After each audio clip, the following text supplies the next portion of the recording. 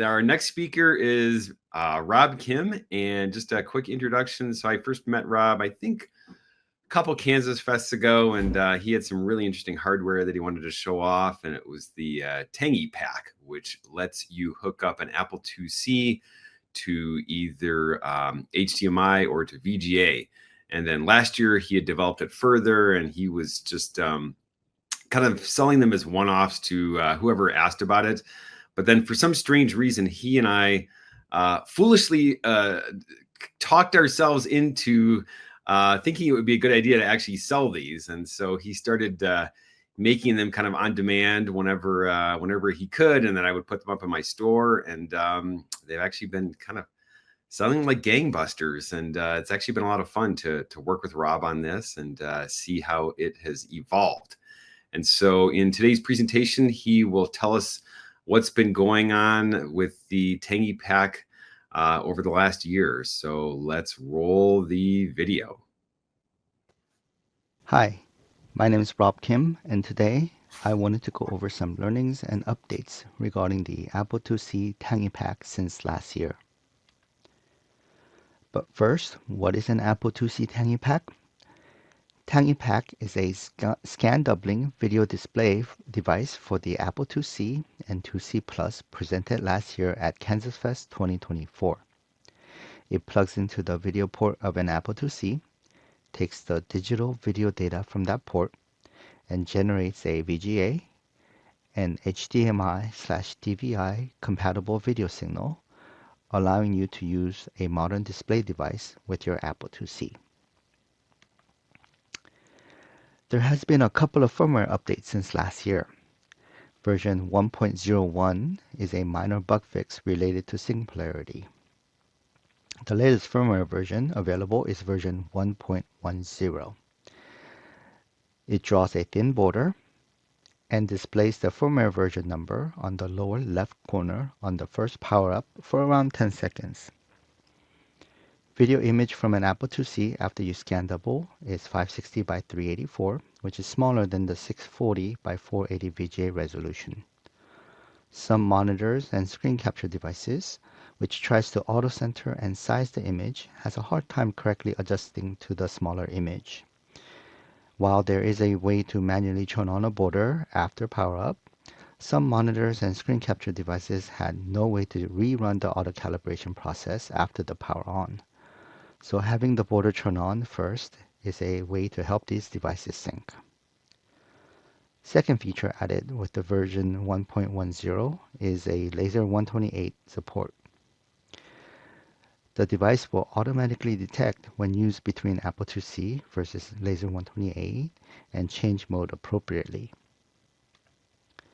There are a few limitations with laser 128 support.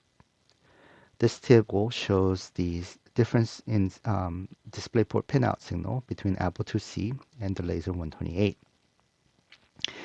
The laser 128 does have an RGB mode, but the current hardware of the Tangy Pack is not connected to all the signals needed to support this mode, so unfortunately this mode cannot be supported. The Tangy Pack decodes the digital video data out, the SIR out, similarly as the Apple II-C. But the digital signal available on the Apple II-C, some of the signals are missing from the laser 128, specifically the GR signal, which is used to automatically kill the color in text mode or mixed text mode. So on an Apple II-C, when you're in the color mode, all text will have the classic color fringe. You can manually change to one of the monochrome modes if you work with a lot of text. Second is the CREF signal or color reference signal. This signal is missing from the laser 128. And unfortunately, this signal is needed to correctly map the inherently monochrome display data to the correct color. I get around the fact that this signal is missing by generating an internal CREF counter that is reset on the start of each horizontal video line. This generates correct colors for most modes, but when you change to double high resolution mode, the relationship between the start of the video line and the CREF changes. And you will get incorrect color And there is no way to detect this in an easy way with the signals I have. So you can manually change the internal CREF state to get to the correct color. Unfortunately, this process is manual, so if you switch between the double display, high resolution and regular other video modes, you will have to manually change it back. The other change that was needed to allow Laser 128 support is the case design change. The original design, the case design on the left had to be modified to fit the Laser 128. The STLs needed for 3D printing the case is available on the GitHub page if you have a 3D printer and you need to reprint the case. If you do not have access to a 3D printer, please, and you need the Laser 128 compatible case, please contact me.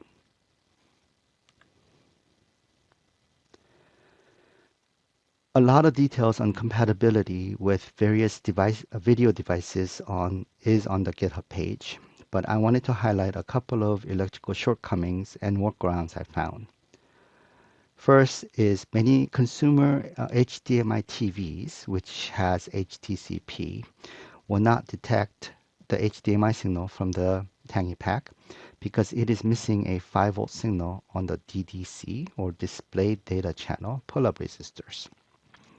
There is a device called 5-volt injector or power inserter, and it does exactly what the name suggests. It plugs in line with the HDMI cable, and it will allow the HDMI TVs to detect the video signal from the Tangy Pack. Second, some video display or capture cards do not like the AC coupling drivers of the Tangy Pack Tang Nano 9K HDMI output. And this typically shows up as a display artifact on especially the solid color regions of the screen. There is something called an HDMI booster or repeater that seems to fix this issue. On the GitHub page, I have a list of few of the devices that I've tried that seems to work. And some of these devices even have a 5-volt injection port, which will serve as a 5-volt power inserter. Regarding HDMI capture card, the compatibility with the HDMI capture cards are a real mixed bag. I have tried many of these devices, and I have gotten reports from many people. And some of these capture cards flat out will not work with the Tangy Pack.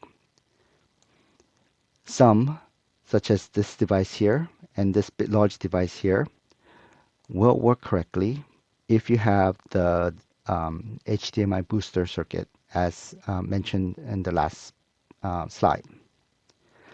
After trying about half a dozen HDMI capture card, I recently found a capture card that seems to work well with the Tangy Pack without the need of boosters or injectors. This Ugreen Full HD 180p unit seems to work well by itself standalone.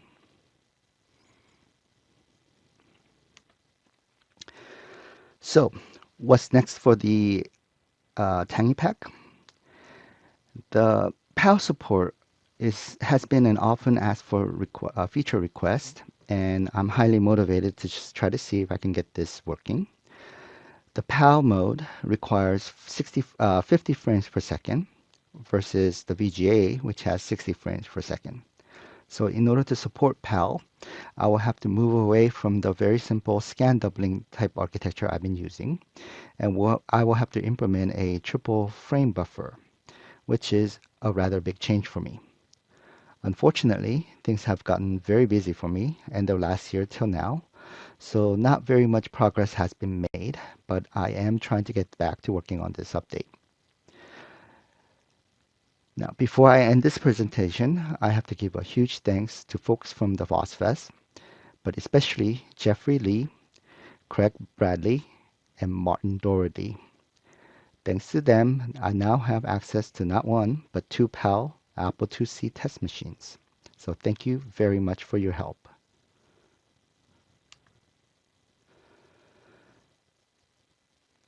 For more information regarding the firmware, downloading the firmware, instruction on how to update the firmware onto the device, the STL file for the case, and detailed information on compatibility is all available on my GitHub page, listed here. And also, if you want to pick a Tangy Pack, please, they are available on Chris Torrance's store, ct6502.org. Thank you very much for your attention, and this concludes my talk.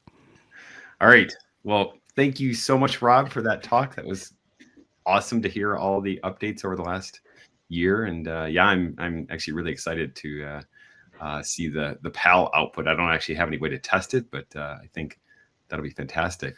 What about audio output on the Tangy Pack, since there is the audio signal on the video port? Right. So the audio signal on the back of the video port is actually an analog signal. It's not a digital signal. Okay. So I think I made you a one-off basically Yes. that routes that out as an audio output, but it's gonna be hard to actually digitize that. And then I think Pitar was mentioning how he's working on the HDMI audio input. It's not that easy. The audio is actually packetized and inserted in the sync area, so it's fairly complicated actually to get that audio inserted into the HDMI part. So I think this might be a little bit above my skill set at this point, maybe further down the line. But yeah, it's gonna be a little bit difficult. Yeah, I mean, I kind of imagine it's almost the same problems as like writing an emulator and trying to emulate the 1-bit sound from the Apple II, right? Where Mhm. you're taking something that's essentially an analog signal, trying to digitize it into like modern digital signals as opposed to. I think it's a little bit easier because by the time it comes out of the video port, it is actually a composite signal. So Mm, I don't have to actually try to, model that whole. I think there was a talk some a while back about someone trying to actually model the speaker, how how it responds to that 1-bit thing. So it's not that kind of a problem. So it's a little bit easier. But yeah, I would still have to digitize the whole thing. So yeah, yeah. yeah. Cool. Okay, and let's see. We have a question from Jay Graham. Can you use the HDMI and the VGA at the same time? Yes, so HDMI and VGA actually is outputting the exact same video at the same time, at the same resolution. So Great, yes. excellent. So I think we had a chat earlier on the Discord about how I have some weird fascination of having all three display, like the composite VGA and the HDMI output, sending same video from one output on three different displays. So you could do that if you want. Yeah, cool. Okay, and then I have one last question. So there's some other devices that have come out which are HDMI only, so like the Yes. A2C DVI, and the one advantage that those have is they have a much smaller form Yep. factor. And Yep. I'm kind of curious, do you think there's anything that you could possibly do to shrink the size of your device, or is it really limited by the VGA? So actually the VGA part of it Mhm. is the actual most of the device footprint is from the Tang Nano 9K. So cutting the VGA off doesn't really shrink the footprint very much, unfortunately, because I saw the newer A2C DVI device, the real compact one. That is really nice, actually. I really like that form factor. So, that actually I think is closer to the RF modulator that I sort of was trying to emulate with this. In terms of the Apple II-C used to have this RF modulator thing that Yeah, used to like snap on the back. So that's where the Tangy Pack came from. So yeah, that would be cool. But yeah, unfortunately, if my device is, depending on this development FPGA board, which is fairly bulky. So yeah. yeah, hard to make it smaller. Yep. Okay, cool. Well, yeah, I think that's about all the time we have. But Rob, thank you so much for joining us this year. And like you said, you have a GitHub out there where people can go and look at the schematics and everything. And then it's also available on my store if people are interested. But yeah, looking forward to seeing what you do over the next year as well. So thanks again. Oh, thank you.